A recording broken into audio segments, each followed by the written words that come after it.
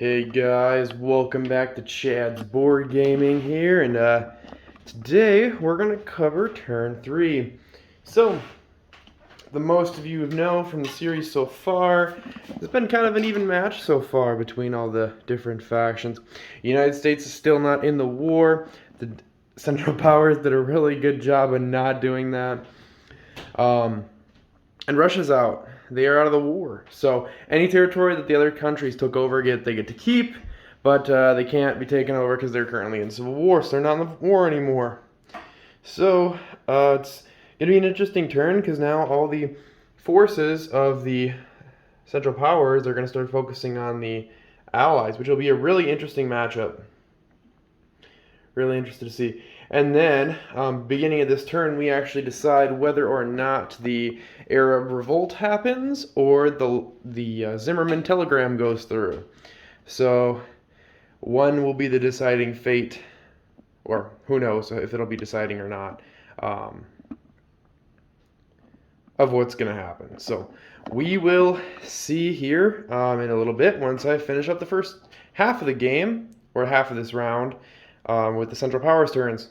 Alright, and we are back. So, just finished up the Central Powers turn, and some stuff changed. So, right away in the last, at the beginning of the video we talked about the Arab Revolt, or the Zimmerman telegram, and it didn't go so hot.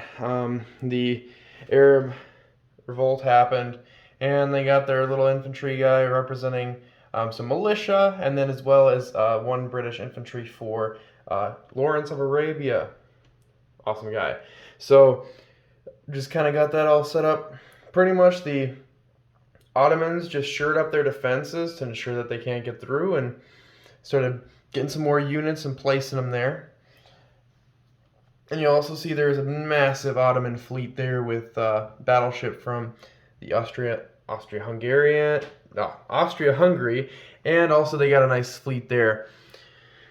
Next turn, the United States comes into play, and we gotta get a problem for the Germans. They are two guys just sitting in Mexico and doing nothing. But Germans also got another fleet going, so they're gonna try and challenge that the British fleet. That'll be an interesting battle there, and yeah, so there's kind of some shoring up of the forces, as well as the Germans started moving towards the border and kind of starting to shore that up with the French. Gosh, I can't talk right now. And yeah, Austria-Hungary just moving their troops in, also captured a territory in Italy there. I can't really see it because there's so much stuff going on in this area of the woods. Nothing too much happening in Africa. Just a couple things that are happening. Nothing too crazy. And then also the Austria-Hungary brought in some reinforcements there, set those guys up in Alexandria. So they're ready to shore that area up because the British and French units aren't really crazy around there. So I think they've kind of saved themselves for another turn. Hopefully, though, they can get more reinforcements. The one biggest thing is the United States comes in next turn, and they got 1, 2, 3, 4 fleets of just naval power that they can bring to the table this next round, and that's going to be pretty intense. They're going to have a lot of problems. Specifically, the Central Powers are going to have a lot of problems keeping naval supremacy, but because the Ottomans and Austria-Hungary have kind of had no opposition in the last few turns, they've been able to shore up their naval defenses. And the Brits have kind of built their naval fleet back, but I have a feeling they're probably not going to last a couple more turns, specifically with that German fleet. But because the Arab Revolt has happened, there may not really be anything crazy happening for the Ottoman Empire in the war. This might be game over. That's kind of how it happened in the war. They really never were involved past at the beginning of the war, and then as soon as like the Arab Revolt started, you had Lawrence of Arabia and stuff like that. Just crazy stuff happened, and nothing else happened with the war. So we'll catch back when the Allies are finished with their turn. I'll see you guys in a minute. All right, guys, and we are back from the turn. So take a look here. Some interesting stuff happened. So Arab revolt failed in Arabia there, pretty badly. Australians retreated out of there. Then the Australians and the British ships engaged in combat there with some Germans. Took a couple losses, but were able to take it over. Then the Brits launched another attack into Persia, into South Persia there, try and take it back.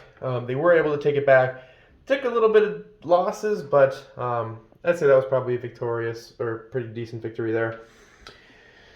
And then a couple things happened with the French up here. The French kind of pushed back into Germany there. French have some ships back.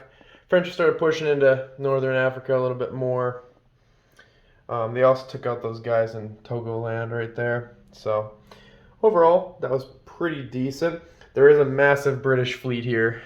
They retreated because they couldn't take, so they were separated from a bunch of ships. They were kind of halved, and they weren't big enough to attack there, so they decided to pull back, which was smart. But they haven't been they didn't buy anything this turn, which I don't know. That might be a little bad in the future for decisions. But the British are starting to bring in some troops over from Canada for reinforcements. Oh, and I lost a sticky note. Give me a second. Oh, all right. Yeah, it's hard to keep track of money at this point. So yeah, I honestly can see the Ottomans taking back what they lost pretty quickly. But the Americans come in next turn, so we're going to roll to see which side they join. That will be an interesting one if they join the Central Powers. We'll see. We'll see what happens. Yeah, that's what it looks like, guys. So hope you guys enjoyed the video. If you guys did, please leave a like. It'll be really interesting to see how these battles start to turn out, especially since the Russians aren't even involved anymore. And if the Americans join the Allies, that might be a huge thing. But that's probably why the British player is saving. So who knows? See you guys in the next one.